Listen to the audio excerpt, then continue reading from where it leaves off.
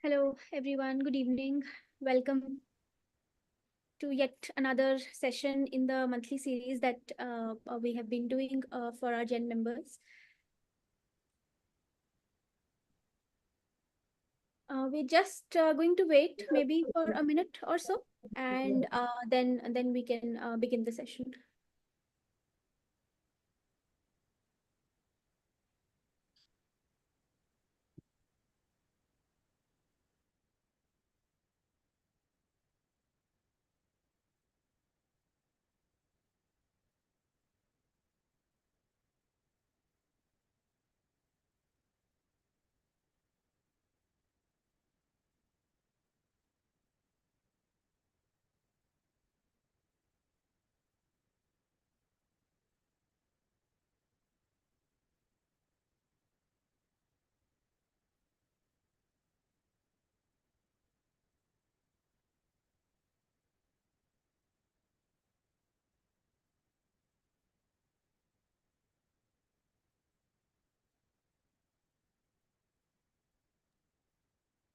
Okay, I think we are almost ready to begin. So once again, on behalf of the Gen Network at CSE, I would like to welcome you all to yet another session in the series Environmentally Speaking. Many of you have been in our previous sessions, and we have been doing these sessions since September 2023. And we try to bring in contemporary issues here. We try to address the challenges that you are facing and try to understand what exactly do we need to move on further when it comes to environment education in higher education institutions. So great to see all of you here today. Today's session is actually a very, very special one because we are ready to launch the first ever resource kit of its kind that we have developed for environment related courses across institutions. So we have planned to do this in a thematic. Can I please request you to keep yourselves on mute? And if during the Q&A you wish to ask anything, we would be more than happy to hear you. Right. So this resource kit, I was talking about the resource kit. We thought that there is a need to bring together the vast variety of resource material that we at CSC have, which is relevant for classrooms in higher education. So this is an attempt to bring together that material in a coherent manner and to give you ideas on what can you do in the classroom, how can you bring real life issues to your classroom through case studies, through games, through interactive simulations, and many other ways. So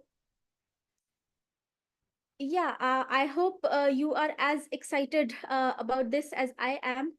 And I would love to hear your thoughts once we share the kit with you. What do you think? What do you think we can do better? And what do you think was particularly useful? So today's session is not just about the resource kit. We also wanted to give you an give you a taste of the kind of case studies that we have included in the kit. So to bring them to life, so to speak, we have invited three experts from CSE who will take you through three of the case studies that we have included in the kit. Since the kit is themed around environmental pollution and human health, so today's discussion will be centered around that only. We are going to be talking about the CNG campaign in Delhi. Vivek Chattopadhyay, who is the principal program manager with the APC team at CSE, is here to discuss how CSE played a role in that entire campaign, what was the story behind it, and how did it unfold. Then we have Rajeshwari Sinha from the Sustainable Food Systems team, who is going to talk about the antibiotic contamination in food, and what all is happening in that field, what all has been done so far, what kind of work is CSE doing. So she's going to talk about all that.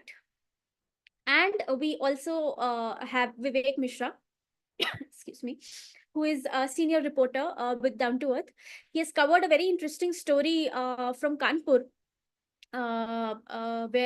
where a particular canal was becoming toxic to a point that it had started having a very serious impact on the health of the residents. So we're going to talk about all those studies. We are going to talk about the resource kit that we have done, and we're going to share the kit with you for your feedback, for your comments. So before we begin, I would like to ask you a very simple question, but something that we have always discussed when it comes to environment education. Most of you are already teaching environment science or related courses in your respective institutions. So we would like to understand what are the challenges that you are facing. So what do you think is one of the greatest problems, limitations, challenges that you have faced in your classroom, or while teaching, or while working with students? So it would be great if you could share your responses in the chat box, and then we could bring them all together and start the discussion.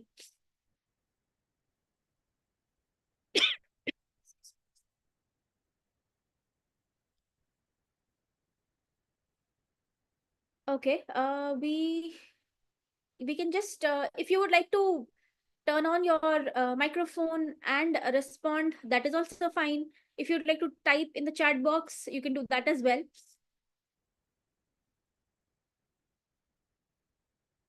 Or perhaps we can go with a Zoom poll. I if that is more convenient, let's do that.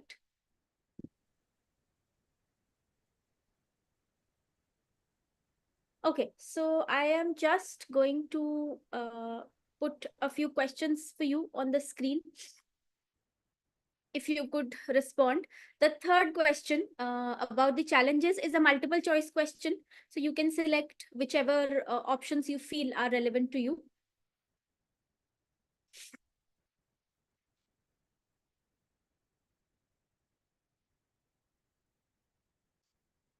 Okay, we've received a couple of responses. I would request all of you to please respond to the poll so that we have an idea of where we are before we begin this discussion today.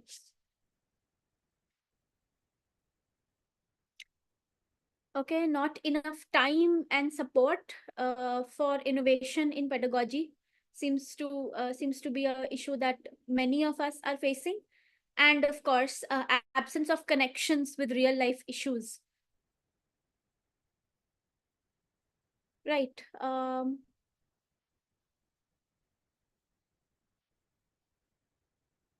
Okay, lack of quality resource material is also another issue that seems to be pretty important.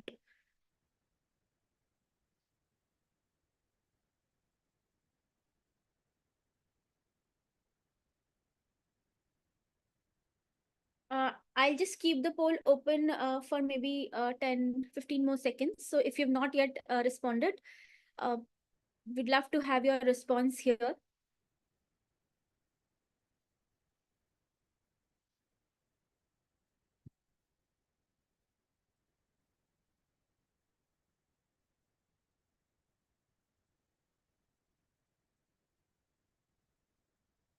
Okay, so we have received quite a few responses, and 50% of you have agreed that lack of quality resource material is one of the major issues that we are facing as environment education teachers. Then absence of connections with real life issues, and of course, not enough time and support for innovation in pedagogy. So, in order to bring you some sort of support in terms of resource material, in terms of activity ideas, in terms of pedagogic innovation, we have tried to put together a kit that you can take to your classrooms. um, you can also use it to first explore a given theme. So it is pollution and human health for now, for this edition of the resource kit. So you can explore the different kinds of pollution, how are they impacting us, how are they unfolding at an international level. So you can do a deep dive into the topic on your own. Then we have given you resources that you can take to your classrooms, to your students.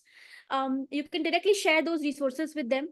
And you can, in order to help you with the challenge of connecting abstract ideas with real life issues, we have included a lot of case studies in the kit. So these case studies are about the lived experiences of real people, and you would be able to help students see how what they are studying about is not just a concept in a textbook. It's something that people are experiencing on a daily basis. So thank you so much for responding to the poll.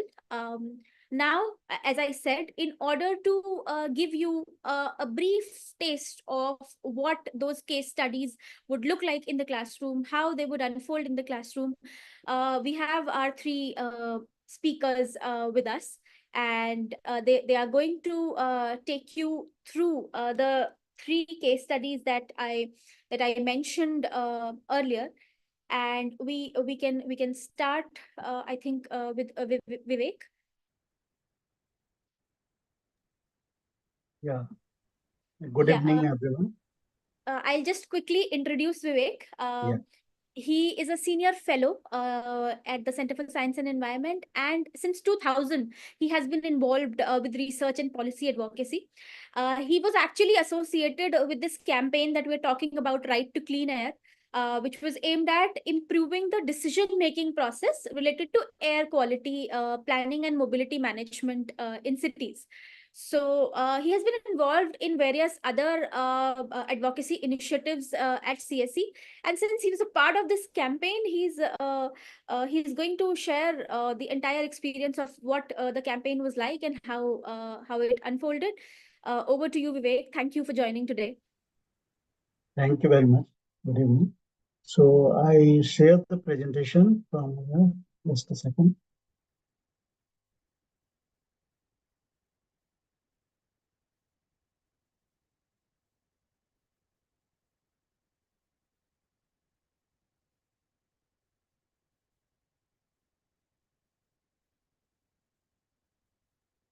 Yeah, is it visible to you? Yeah, it is visible, Vivek. Yeah. So it's like our program actually started as a campaign program because first we did the research, tried to understand the problem of air pollution in 1990s, and this led to like several questions. And actually, our team leaders actually at that point of time started doing a story article for Down to Earth. But this actually led to a interesting book that led to a massive campaign in the country. But the main idea was like we wanted to have a like our goal was to have we need to promote sustainable development in a way that equity, participation, and democracy is there as the overall CSA's goal. And we were part of the working out with the democracy. And our director, founder director, thought that good ideas, like if there are like solutions that are useful for public health, better air quality, and other environmental goals, they are like time bombs. So books are like, or any that good information that is for public interest is actually like leads to knowledge-based activism, and we can shorten the fuse. Like there is a change happening continuously, but if we are engaged by consciously, then we can actually shorten the time frame. So this is the framework that we followed, that we have to have a good information base.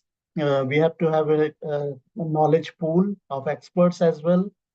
We need to enrich our information, which leads to knowledge, understanding of the information, analysis, lot of materials, campaign materials. We can generate information materials like monographs, reports, down to earth, state of environment books. These are the CSC's flagship publications. And actually, this is to inform the public and policy advocacy.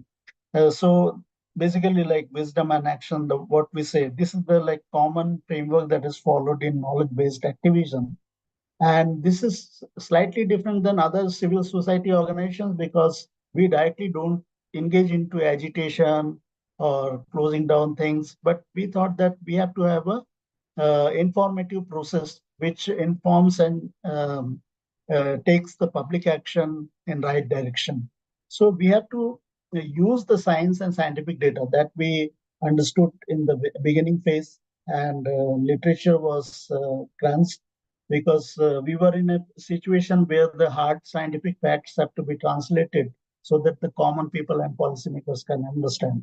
From that onwards, we derived the steps and resources needed for public awareness campaign, like how interestingly the awareness campaigns can be designed so that the people who are engaged, they get the message. And that should hit hard to the policy negligence also. So both things were there, that informing people as well as pushing the policies for right direction. So campaigning also involves informing media, because how to engage with lots of people and public at large. And that is the reason, like informing, briefing medias, because they are the multipliers or they act as a catalyst. They inform the public at the later stage. And this also provides us the opportunity in different ways to engage with the government, because government responds when we come up with the right information and the public message also. Otherwise, the message gets lost. It just becomes part of the ongoing thing. So we had generated information that point of time in 1990s. This was different, certainly, as I told you, to build public opinion and understanding and the nature of the problem and coming up with the solution, identifying which actors are involved in the, for example, vehicle pollution control. This image shows that very massive emissions taking from a diesel truck. So how to deal with it? Which are the actors involved in this? Automobile industry, oil companies, refineries. So several actors are there. PUC was one of the factors that led to one in 1995. Our founder director was caught in a, because several drives used to be organized by Delhi government at that point of time. The PUC was one such drive. All car users and vehicle users used to be asked to go and get their PUC certificates. So people used to line up. Then we thought that point of time that is it the solution? PUC is the solution, or do we have inherent basic problems which we are not dealing with? We investigated and we found out that there is outdated vehicle technology, very poor fuel quality. For example, sulfur is a major pollutant, as you know, in diesel and petrol. In diesel, that point of time, the sulfur content was 10,000 ppm. Just to compare it with what we have today, we have 10 ppm. So you can understand how far we have moved from poor fuel quality and vehicle technology. And if we improve these two aspects, then we have to maintain the vehicle. So these three pillars of vehicle pollution control leads to lower emissions, because as we can know that vehicles are widespread across the city. They pollute at the breathing zone where the people are operating, living, and it leads to very high level of exposure and health damage. And we also spelled out the different pollutants and the kind of damages they cause, because it is well known to the people, like in the scientific community or the people who are aware. But it is important to point out like which are the different pollutants being monitored by the government what is that data, comparing it with the safe levels, and informing the people at large. But at the same time, when we released our book, Slow Murder is basically like air pollution certainly causes sudden deaths also, but it's a major factor which reduces your lifespan, which what we call premature death. So a healthy person, for example, if it is life expected 75 years or 80 years, then the life gets, even today, the studies are showing 9 to 10 years in case of Delhi. Across India also, there are factors. But that point of time, it was not even assessed properly. So this book pointed out different factors of air pollution. In November 1st, the book was released. Within 17 days, there were a lot of coverage in the media and public outcry. November 18th, Supreme Court of India took the notice, suo motu notice, and issued direction to Delhi government to submit an action plan how to reduce the air pollution in the city. And in December, in the same year, like Delhi government has to present first ever action plan that what they intend to do in order to reduce the emissions. I'll get into how effective that was, action plan, but this was important to convey the public health damage. And it was widely circulated in all the forums. And we also involved artists also, experts also, and these are the like direct evidences which we received fortunately from the heart surgeon, Dr. Naresh Srihan, that point of time.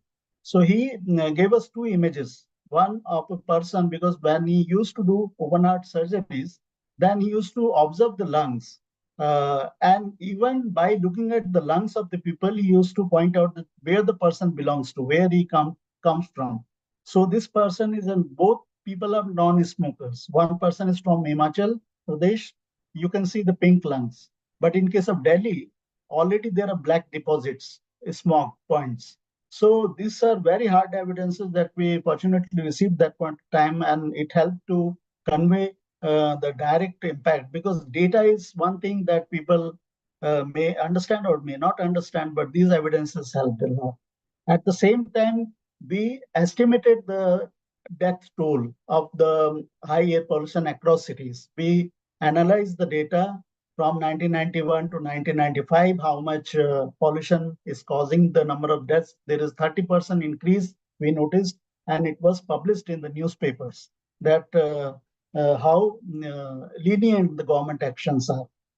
And also we provided information that what is particulate matter and how far it reaches to your lungs and how it causes the damage. Because that point of time, even World Health Organization said that there are no safe levels to particulate matter. And the image you are seeing at the below shows that the particles less than 1 micron, when you magnify them 2 lakh times or 200,000 times, then how it looks like. So these are very fine, minute particles which can cross your blood barrier also in the lungs and go directly into the your blood streams. So this information was in a way are like these were in the journals or the book textbooks, but this was important to convey to the people. And this is very interesting ad we thought of, because how to communicate to the policymakers, how to communicate the concern with the prime minister, for example. So we published this ad that roll down your window of bulletproof car. It is not the security threat, but threat is not the gun, but it is the air of Delhi. So this led to certainly a lot of hue and cry, and also people called up the Prime Minister office to convey their concern about the air pollution threat in the city. And during the elections, we published this list, and we also sought that whoever the candidates are from different political parties, are they willing to sign a clean air pledge that they are going to provide clean air? So as you can see, like that point of time, only 22 candidates signed the pledge out of 85. So Delhi Chief Minister, although that point of time was indifferent, but this she signed also. But certainly it showed to the people that clean air matters about from other issues. And this is the one of the kiosk we set up out of like outside of the Auto Expo. Auto Expo, now it is called Bharat Mobility Show. Auto Expo, like a large gathering of the automobiles every year. Like, So I'm we sorry to organized a interrupt health you. camps with a spirometry test. And when Sheila Dikshit ji attended the Auto Expo, we requested her to get her lung tested, that okay, automobiles are okay, good for environment, Vivek, good for the development and people's aspiration. But what we are breathing through the air, that also needs to be looked at. Children, Vivek, I'll just interrupt you here.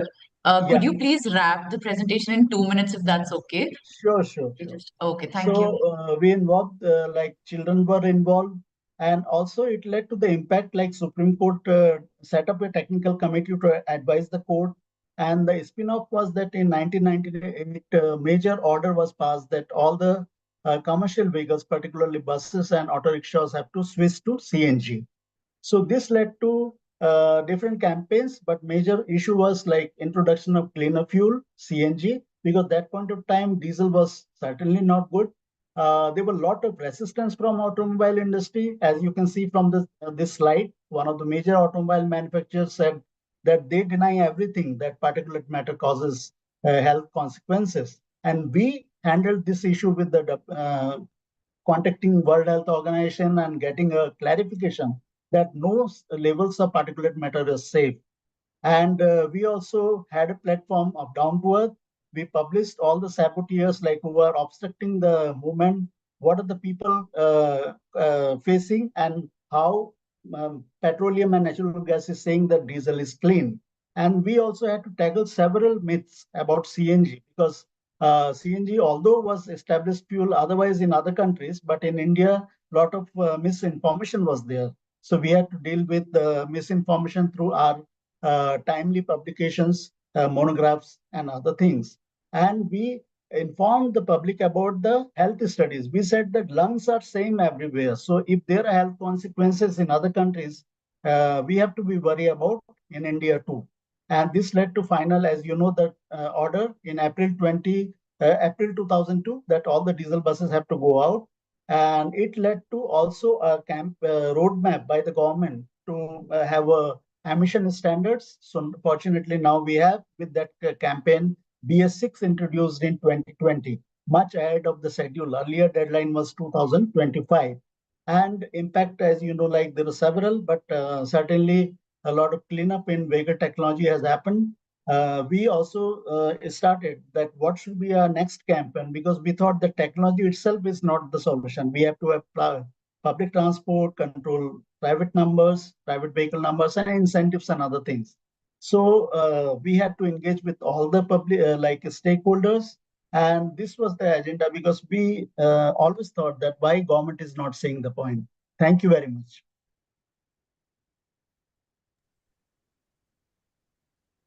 Thank you so much, Vivek. That was a really interesting summary into the entire campaign. If you have any questions that you'd like to ask Vivek, you can just put them in the chat box, and we'll address all the questions together at the end. So thank you, Vivek. Moving on to the next case study of the day.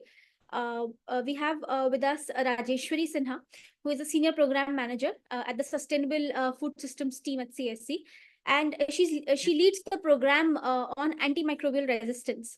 So her work integrates science and policy aspects of antimicrobial resistance in different areas: health, food systems, and environment. She has engaged with global and national stakeholders to research, advocate, and push for necessary changes in policy to help contain AMR. And she's contributed to a lot of print and different media platforms. So she has extensively worked with antimicrobial resistance in different aspects of our life. How is it impacting? So she is today she's going to talk about how antimicrobial resistance is impacting our food, how it's impacting our food. So over to you, Rajeshwari. Thank you so much for joining today. Yeah, thank you, Sakshi. You can hear me all right? Yes, you're audible. Okay. Okay, so good evening, everyone. I am here to actually talk about the food component, contamination in food and its connections to health and environment. And in that context, maybe one interesting aspect where I have worked for many years now is the use of antibiotics in food producing animals and the linkage to AMR. So let me just move. Let me right away begin with one of the very impactful studies which CSC did in 2014, which is having tested chicken samples for the presence of antibiotics. So I can come back to the context later. And what we found was, having tested 70 chicken meat samples from 16 markets in Delhi and NCR, we found that there were antibiotic residues of about 5 different types of antibiotics. There were 6 which were tested and 5 were found. And it was tested in 3 different kinds of tissues, which is the muscle, the liver, and the kidney. So this was worrisome as to why in a food product we are getting antibiotics in the first place. And number two, when we went onto the ground in a particular state in India, we saw that there was a rampant practice of using antibiotics in the non-therapeutic way, which means that they were using antibiotics not for treatment but for other purposes by the poultry producing industry. And the industry also accepted going forward after initial denials that our study came out. This is the cover of the study which you see in 2014. So the industry initially denied having used antibiotics, but later they agreed that this was being used not only to promote growth, which is to make the chickens fat, but also to prevent their diseases so that their business does not go for a toss. And the findings of the study set the government rolling, who issued advisories to states, and this issue started getting discussed in scientific committees. The impact of this work was very big and is big even till today. So we are seeing impacts till today. As you will know, that policy work takes time, and I'll discuss the impacts going forward. But why I started my presentation with these 2 slides? So maybe that will be a question. So let me just say, why should we be worried? We should be worried because if we are misusing antibiotics are medicines meant to treat infections in humans, but if we are misusing them in producing food animals like poultry or chicken, then eventually they will become ineffective, and treatment options when we humans need them will go down. So, and also what is worrisome is the future pipeline of antibiotics is dry. So that is why, one, we will lose out on the current arsenal of antibiotics. And the second reason why we should be worried is the silent pandemic of antimicrobial resistance, because the bacteria or any kind of microorganism getting exposed to these kind of antibiotics again and again will start becoming resistant, will gain resistance, and then no longer responds to any kind of antimicrobials. And in this context, let's talk about antibiotics. So the issue of antibiotic resistance or antimicrobial resistance is very worrisome. It has a huge human health impact, and not just human health, it has an impact in the livelihood, economy, as well as the development aspects. So I've put some numbers, but I don't want to spend time on the numbers, but just say that the impact on human health is very big. It is said that there is a projection of 10 million lives per year at risk if not handled by 2050, 2 million out of which could be in India.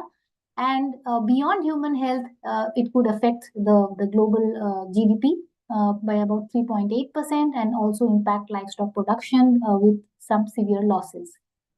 But having said, antimicrobial resistance is an issue which is driven by multiple factors, which is not just the antibiotic use in food production systems that includes both animals as well as crops, but it also has angles of antibiotic use which we humans use. You know that antibiotics are easily available in a counter today. You won't even need a prescription, and anything happens, we can pop an azithromycin like that.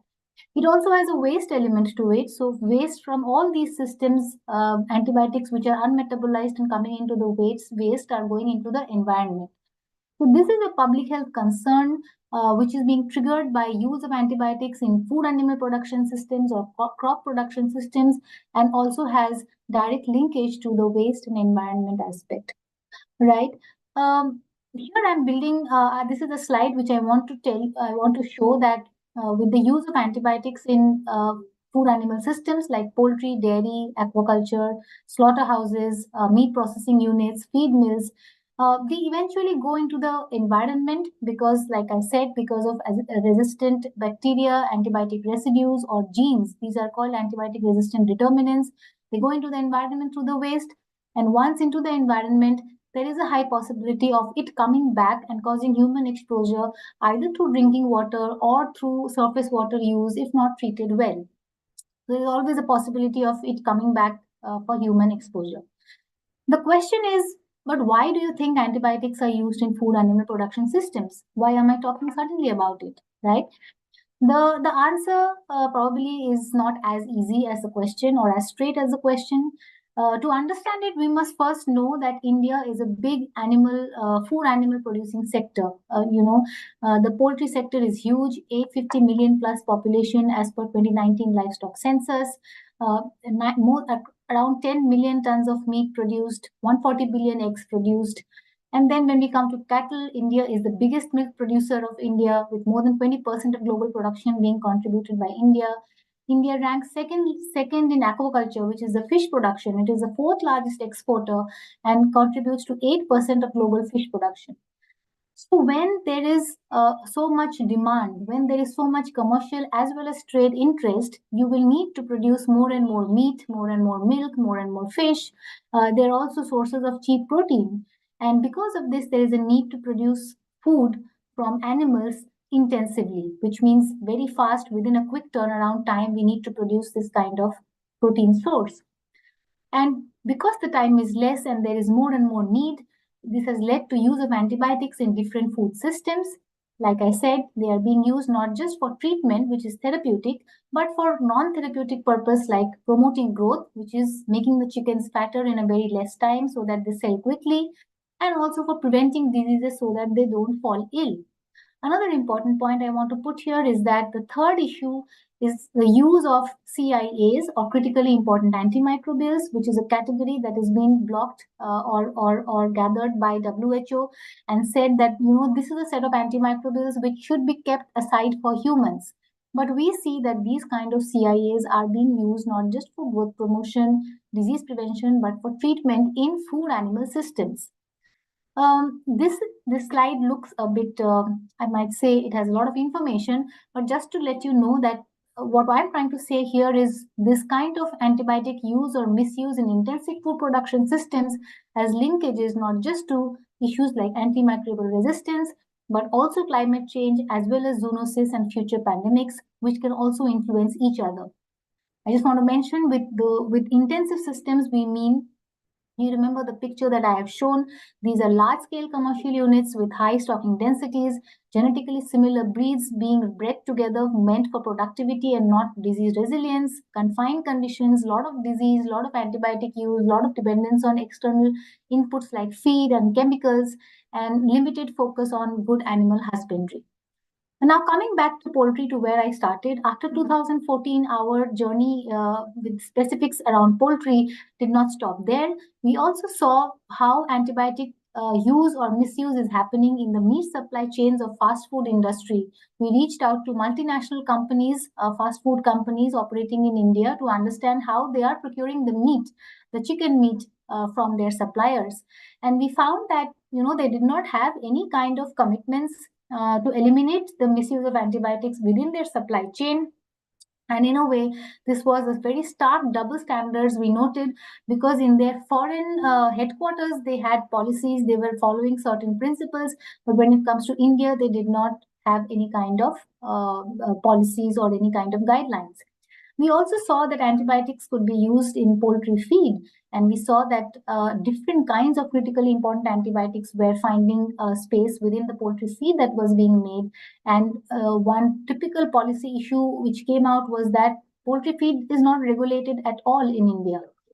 Then we also, again in 2021, went down to the field and revisited the use of antibiotics in poultry in India. And to our surprise, we found that 14 different types of critically important antibiotics, which included 8 types of highest priority critically important antibiotics. So by HPCIAs, I mean, these are even more priority ones among the class of critically important antimicrobials. So like you can see, I have put some examples. Ciprofloxacin, you may have heard, very common. You may have heard streptomycin, you may have heard penicillin, common examples which we saw were being used in the poultry sector in India. This report that we did also covered the use of antibiotics in dairy and aquaculture. This is a pictorial representation to basically help you understand how antibiotic use in poultry will have an environmental impact. So you see that through the waste, once the antibiotics are given to the poultry birds, there is a lot of litter and waste generated, and it can be used as manure. The dead birds, if they are not discarded properly, the liquid waste which is discharged from farms and discarded from outside the farms, the fly is carrying bacteria. Consumption is again always there, and the farm workers exposure. So there are different routes by which the poultry farm waste can also allow the antimicrobial resistance causing determinants to reach to humans. But there is always a silver lining. There is always something. This campaign that CAC did with result. This campaign that CAC did in the context of antibiotic use in poultry always led to some good things. And when we went back in 2024, we saw that things were definitely changing. And raising poultry without antibiotics is possible in India, is what we could say based on another case study which we did within this poultry space on a similar tangent. And we worked with Jubilant Foodworks Limited, which you may have heard about Domino's Pizza. So they are the parent company. And when we went back and saw what are their policies, we see that, they have indeed changed their policies. They have adopted a no antibiotic ever policy and eliminated the use of antibiotics in poultry meat supply chain within the vendors from whom they are procuring the meat. So things are changing. I also want to take a moment and tell you that our work body not just spans of the poultry or the chicken, but we've also shown the presence of antibiotics in honey, in aquaculture, in dairy, as well as in crops, all food production systems.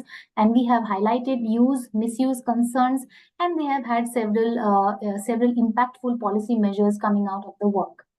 To mention about a few policy measures which has come out of our work is that today we have a national action plan on AMR, which was very interestingly fed with a lot of input by CAC's work. It was ambitious, but it had limited progress, and we are working on a second version. The Food Regulator of India, which is the FSSAI, came out with standards for antibiotics in food, which was not there initially, but there is no data on the public domain as of now.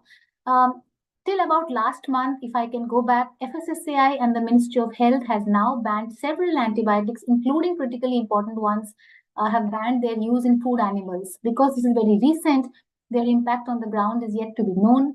Today, we have a standard veterinary treatment guidelines for poultry as well as livestock, which means if there is any particular disease in poultry, the guideline mentions that you can use XYZ antibiotic. Earlier, this was not there, so it would have led to misuse of antibiotics in a lot. We also have guidelines on how to manage poultry waste by the Pollution Control Board, Central Pollution Control Board, which is though not AMR centric, but there is something that we have to look forward to. There are biosecurity guidelines. There is surveillance data. There are specifications on chicken feed which are not mandatory, but still they are there. And then we have state action plans to contain AMR. So I'd like to stop there and maybe pass it on to my to the colleague following this and understand the water aspect of it and take questions later. Thank you. Thank you so much, Rajeshwari. And this, I think, is an aspect that is not usually covered in our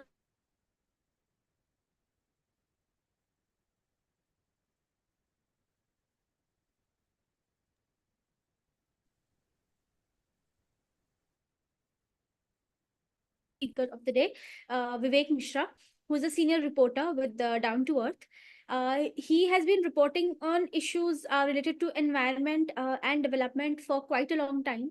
He's been associated with Down to Earth Hindi and has been extensively covering river pollution, air pollution, migration, and the concerns of migrant workers. He is here today to talk about a very interesting and jarring story that he did around water pollution in Kanpur. So without further ado, Vivek, over to you, please. Uh, Good evening, all of you. Most of you are comfortable with English, but I will speak today in Hindi for clarity for me. The slides are in English, so you can follow along. Let's begin. Uh, can you show the slide? I'm just sharing your presentation. One Yeah. second.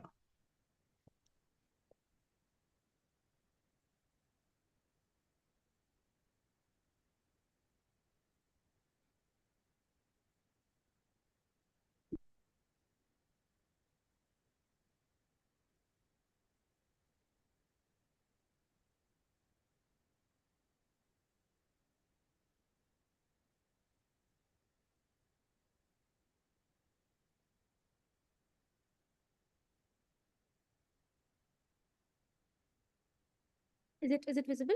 Yeah.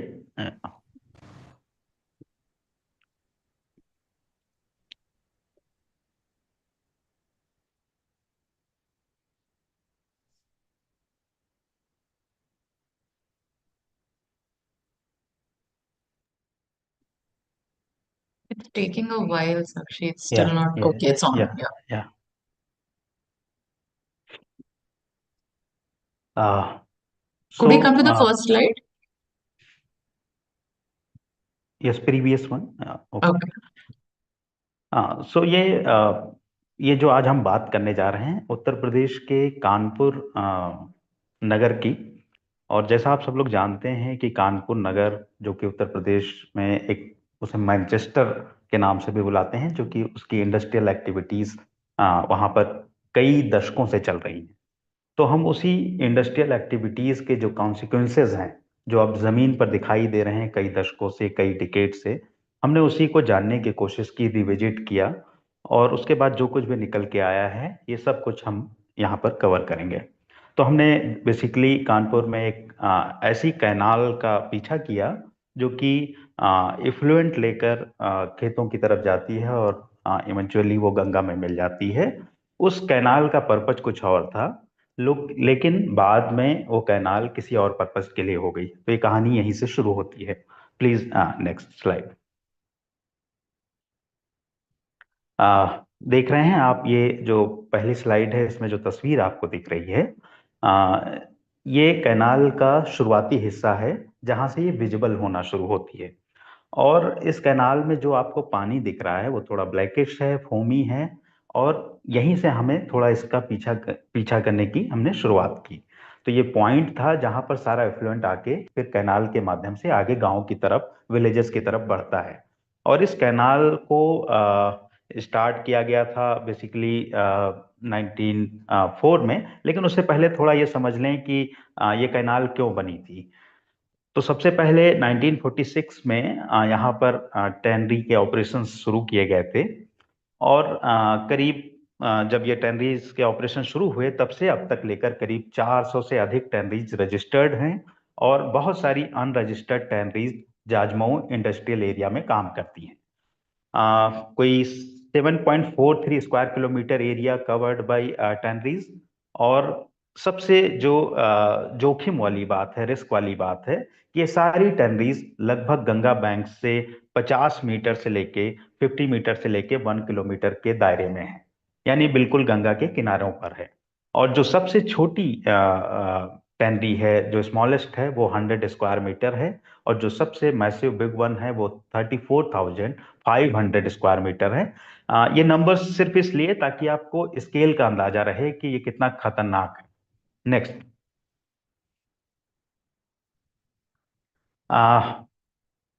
अब जब मैंने कहा कि 1994 में CTP या common effluent treatment plant वहां पर आया था, एक्चुअली में 1946 से लेके 1994 तक ये जरूरत ही नहीं समझी गई कि जो टैनरीज हैं और जो शहर का सीवेज है उसको ट्रीट किए जाने की जरूरत है।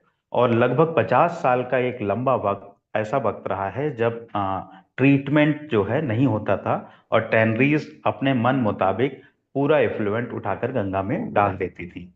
वही जो इफ्लुएंट होता था टेनरीज का वो जाता था फील्ड्स में, आसपास एग्रीकल्चर लैंड्स थी वहां चला जाता था और गंगा में चला जाता था। तो उन्हें इस बात की फिक्र नहीं थी। लेकिन ये समस्या जब धीरे धीरे बढ़ने लगी तो 1994 में पहली बार 36 मिलियन लीटर पर डे के कैपेसिटी वाला एक कॉमन इफ्लुएंट ट्रीटमेंट प्लांट लगाया गया था। इस ट्रीटमेंट प्लांट में जो इसका डिजाइन था उसमें 9 MLD कैपेसिटी रखी गई थी कि वो इंडस्ट्री के एफ्लुएंट को ट्रीट करेगा, एंड रिमेनिंग जो 27 MLD के आसपास वो सीवेज को एफ्लुएंट को ट्रीट करना था।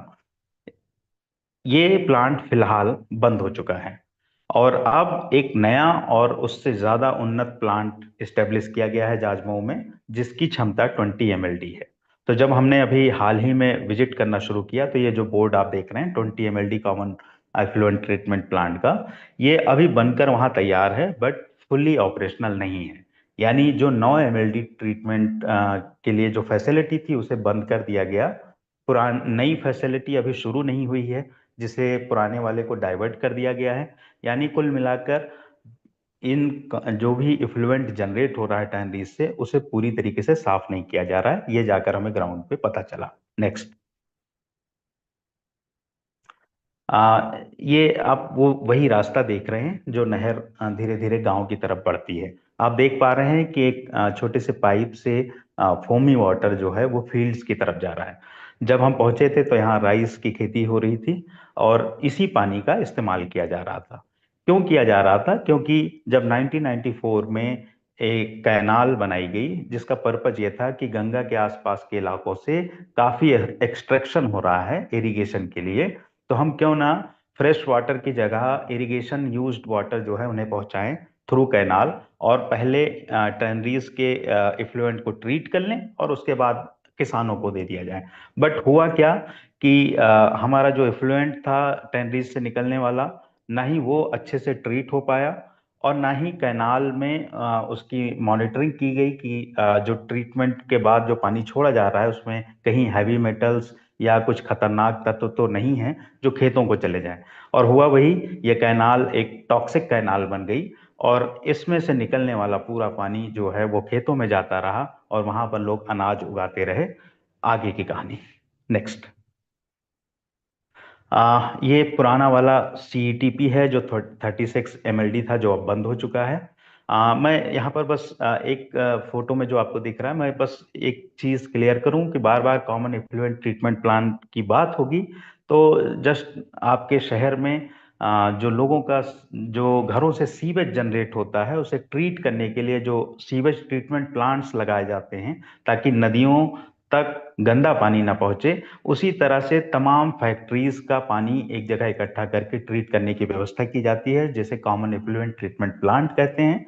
और इस कॉमन इफ्लुएंट ट्रीटमेंट प्लांट से न सिर्फ इंडस्ट्री को मदद मिलती है बल्कि हमारा जो पानी है वो इकट्ठा होकर साफ हो जाता है। बेसिकली इसे हम फिर बाद में डाइल्यूट करते हैं और डाइल्यूट करने के बाद कैनाल में छोड़ते हैं ताकि कैनाल में जाने वाला पानी इरिगेशन पर्पज से इस्तेमाल हो जाए। नेक्स्ट।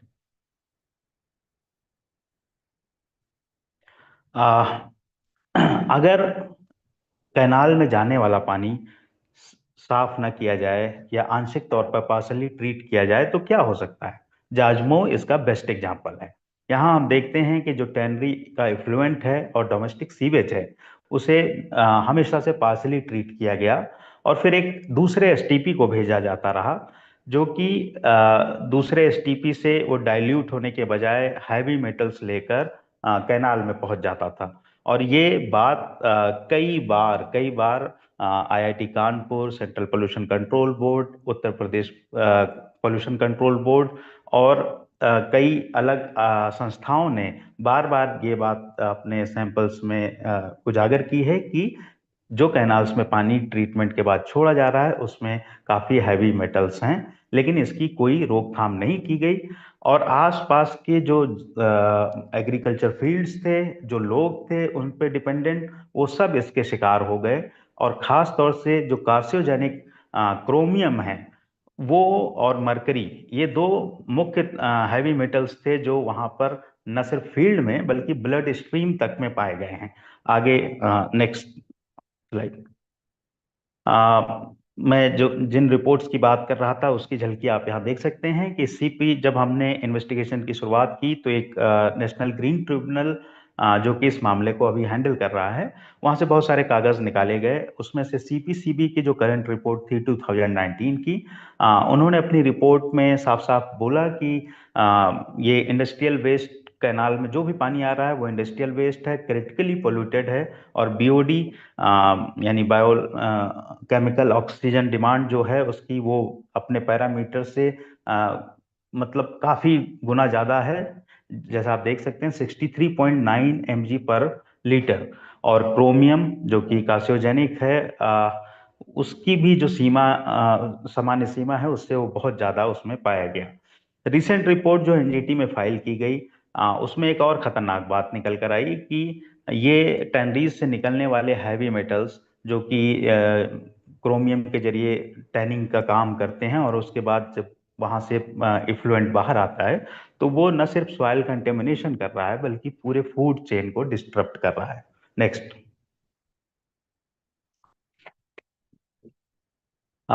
ये एक जाजमऊ इलाके से कोई 10 किलोमीटर आगे आप जब जाएंगे गंगा किनारे, तो वहाँ एक गांव है जाना विलेज, जिसको हम चकेरी रीजन कहते हैं। उस चकेरी रीजन में जो पुराने लोग बसे हुए हैं काफी लंबे वक्त से, उन लोगों में स्किन डिजीजेस और कई अलग अलग तरह की बीमारियां आपको मिल जाएंगी लोगों को इस शिकायत के द्वारा। जो फर्स्ट फोटो आपको दिख रही है लेफ्ट साइड, वो हैं किशन पाल जिनके नेल्स गायब होने लगे। बीच में जो हैं अखिलेश, उन्होंने दिखाया कि उनके जो एल्बो हैं उस पे काफी दाग हैं और उसमें रैसेस हैं और काफी खुजली होती है। एक हमें शॉपकीपर मिले जिनके पेट में बहुत सारे चकत्ते थे, और इन तीनों लोग का कहना था कि ये सब कुछ हुआ है क्योंकि वो एक कंटेमिनेटेड वाटर सोर्स के कांटेक्ट में हैं, और इनके डॉक्टर ने भी इसकी पुष्टि की है। नेक्स्ट। ये तस्वीर आप देख रहे होंगे, आप में से बहुत सारे लोगों ने ये आजकल अपराजिता यानी विष्णुकांता जिसको कहते हैं उसकी चाय पी होगी। आजकल बहुत हेल्थ पर्पस से इसको रिकमेंड किया जाता है, लोग पीते हैं। बट ये उसी इंडस्ट्रियल इफ्लुएंट वेस्ट के द्वारा जो है इरिगेटेड फील्ड है जिसमें ये तैयार की जाती है। जब हमने इसके बारे में पूछताछ की तो पता चला कि चूंकि एसटीपी से जो पानी छोड़ा जाता है उसमें नाइट्रोजन अधिक होता है, जो कि अच्छी बात है किसी लैंड को फर्टाइल करने के लिए। लेकिन वहाँ सिर्फ नाइट्रोजन नहीं बल्कि कई हाईली कंटेमिनेटेड मेटल्स हैं जो कि फील्ड में हैं। उसके बावजूद यहाँ पर इस तरह की कुछ कमर्शियल खेती होती है और ये बाहर बिक जाता है, उन्हें हर साल एक सीजन में मिल जाता है। बट वहाँ क्रॉप पैटर्न बहुत तेजी से चेंज हुआ है। वहां पर कई तरह के फूलों की खेती जो होती थी वो अब बंद हो गई है। वहां फूलों की खेती बहुत लिमिटेड बची है, कुछ खास तरीके के फूल ही सरवाइव कर पा रहे हैं। गुलाब के फूलों की लंबी बड़ी खेती होती थी वो बंद हो गई। और उससे भी खतरनाक बात जो गांव में आपको जाकर पता चलेगी कि पूरा गांव कमोबेश अपना उगाया हुआ अनाज नहीं खाता है। और वो सारा अनाज लेकर जब आसपास की मंडियों में जाते हैं तो वहां वो बिकता नहीं है, क्योंकि उन्हें पता चल जाता है कि ये इंडस्ट्रियल एफ्लुएंट इलाके से आए हैं, तो उन्हें बहुत दूर जाकर वो अनाज बेचना पड़ता है। इसलिए खेती का भी वहां तो धीरे धीरे वहां घट रहा है, और सारे लोग लगभग राशन, गवर्नमेंट राशन पर निर्भर हो रहे हैं, या फिर बाहर बहुत दूर शहरों से खरीद कर ला रहे हैं। यानी उनका सोर्स ऑफ फूड जो है वो बहुत कहाँ से आ रहा है, वो दूसरे सरकारी माध्यमों पर निर्भर हैं या फिर बहुत दूर के क्षेत्रों से लेकर आते हैं। नेक्स्ट। ये गांव के भीतर लोग अब पानी का इस्तेमाल जो है वो या तो आरओ वाटर का इस्तेमाल करते हैं, या फिर वो कंटेमिनेटेड वाटर का इस्तेमाल सिर्फ नहाने या अन्य कामों के लिए करते हैं, पीने के लिए नहीं करते हैं। पानी बहुत ही येलोइश था, और उस जिन सज्जन के पास हम खड़े हैं इनको भी शरीर में इचिंग की बहुत परेशानी थी। तो ये अपना पानी लेकर आए हमें दिखाने के लिए, और ये केसेस लगभग गांव के हर उसमें हैं। इंटरेस्टिंग बात यह है कि जब हमने डॉक्यूमेंट्स छानबीन की तो आप देखें कि अभी लास्ट ईयर एनजीटी में जब ये केस हम फॉलो कर रहे थे तो हमारी रिपोर्ट के जस्ट बाद वहाँ एक हेल्थ कैंप लगा, और उस हेल्थ कैंप में पता चला कि करीब 375 पेशेंट्स ऐसे हैं जिनमें क्रोमियम और मरकरी, 375 पेशेंट्स में ब्लड सैंपल में करीब 44% ऐसे मिले जिनमें जिनके ब्लड स्ट्रीम में क्रोमियम और मरकरी डिटेक्ट किया गया, जो कि बहुत खतरनाक बात थी।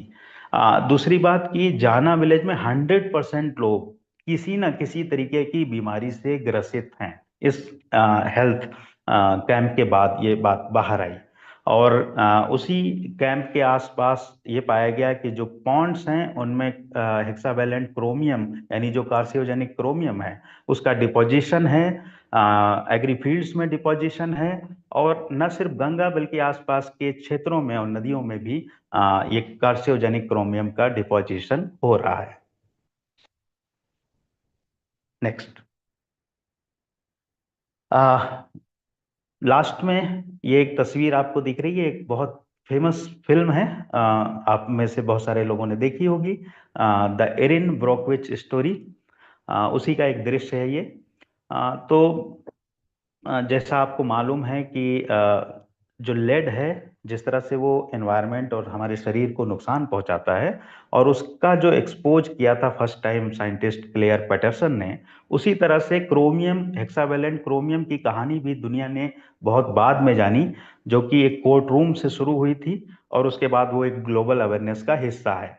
भारत में हमारा जो क्रोमियम, हेक्सावेलेंट क्रोमियम का जो मुद्दा है वो अब भी अदालत में है, और हम जानते भी हैं, ग्लोबल अवेयरनेस के भी तहत जानते हैं, बट हमारी कैनाल्स अगर खेती के पानी के बजाय जहर का पानी लेकर आएंगी और हम उसे रोक नहीं पाएंगे तो शायद मामला और गंभीर हो जाएगा।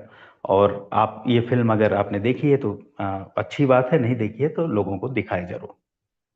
नमस्कार।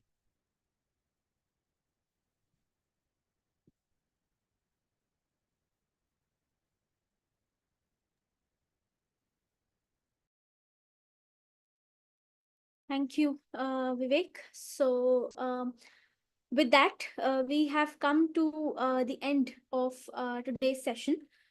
We will just quickly share the resource kit with all of you. I know that I have been waiting very eagerly to hear what you all think about it. So, just like the case studies that you heard about today, the resource kit has a collection of different stories that you can take to your classroom. The way Vivek has explained the entire process of how they carried out the whole story and what all did they find out. So that kind of story you can build in your classrooms. You can encourage students to go out and make such a story on their own. By make, I mean find out the details of what's happening in their nearby areas. So yeah, let's quickly share the resource kit with you. It's a freely downloadable resource. You can just click on the link and enter your details and download the kit. If you have any further questions, you can write to me. My email ID is already there in the chat box. And while some of us are exploring the resource kit, let us quickly also take any questions that you may have for any of the speakers. Yeah, so this is what the resource kit page looks like. You just have to click on download report, and when you click on download, you just have to enter a few basic details, submit them, and the PDF will automatically get downloaded for you. So there is no other cost involved or any other procedure involved.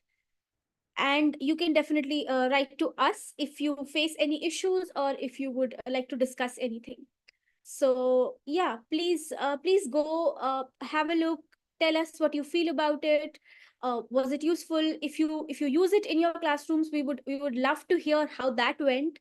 So please do share pictures, stories, or any other way that you have incorporated it in your classrooms. And for now, we have a question for Rajeshwari. how can we check for antibiotic resistance in a place around us, like a wetland area? Okay. So when you're talking about a wetland area, I understand this is the environment. My response to that would be that you have to go the laboratory way. You will probably have to sample out what kind of sample you want to check antimicrobial resistance in a bacteria, whether it's soil, whether it's water, whether it's any kind of sample. So you have to sample and then probably give it to a lab to process it for you. It will take if I go very technical, it is going to take time because any kind of culturing process, bacterial cultures takes about 3 days. So you will have to submit it to a lab who does, or if you are yourself associated with a lab, you can do it yourself. So there are antimicrobial susceptibility testing kits which can be used to decipher resistance in the sample. Yeah. Right. Thank you, Rajeshwari. I hope that answers your question, Anil sir. Okay. Any other questions that you have for the speaker? You can definitely unmute yourself and ask them directly.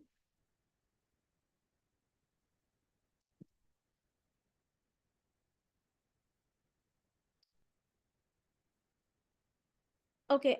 There's one question that I've got for Vivek Mishra. Vivek, uh, somebody is asking, are there no legal consequences for tanneries for not managing the waste scientifically?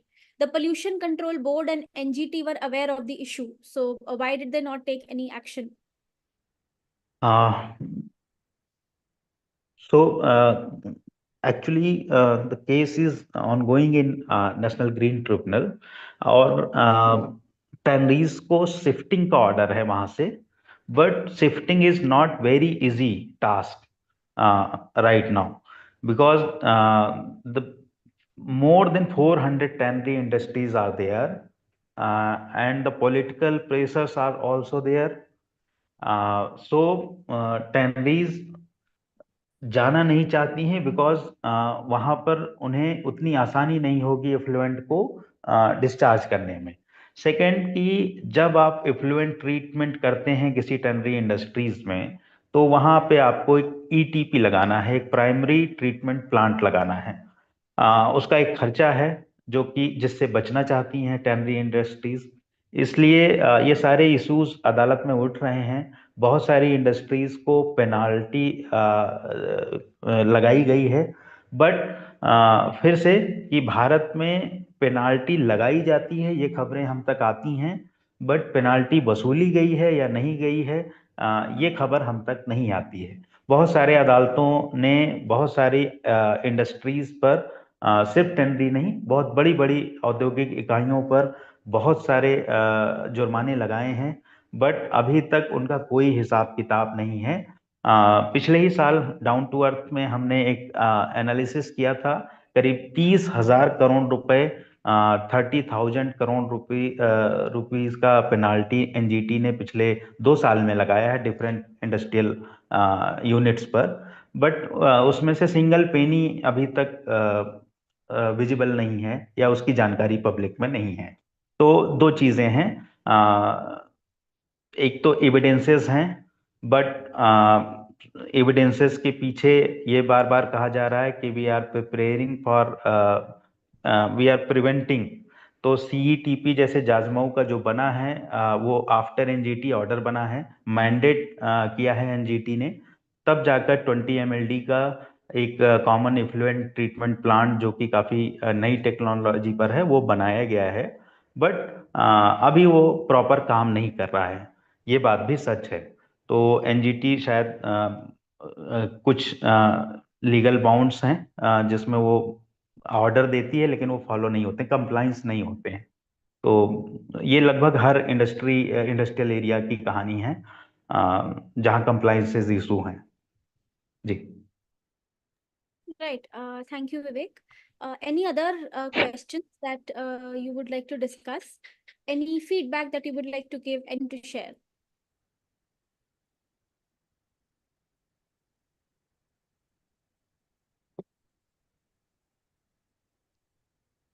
You can also unmute yourself and ask. And I also realize that some of you are facing an issue while downloading the resource kit. So we request you to please save the link with you. That it looks like it might be a technical issue. So please save the link with you and maybe try in a little bit. Thank you, Anil sir, for joining today. Any other questions? Anything else that you would like to discuss?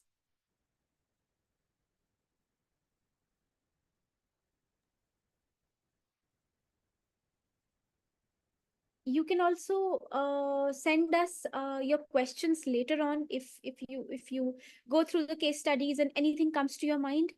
You're more than welcome to share your questions with us, and I will put you in touch with the experts to answer your queries.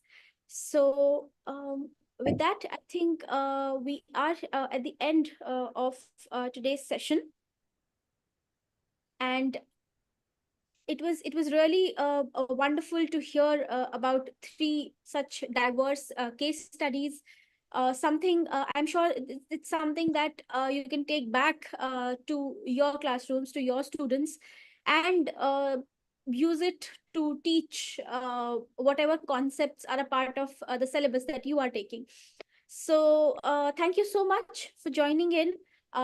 We will just get the issue with the downloading of the resource kit resolved. And meanwhile, please keep save the link with you somewhere. And I hope to see all of you in the next session where we will take up yet another contemporary issue and discuss it. Till then, thank you so much for joining. Good evening. And please do write to us with your feedback of the resource kit. We'll look forward to it.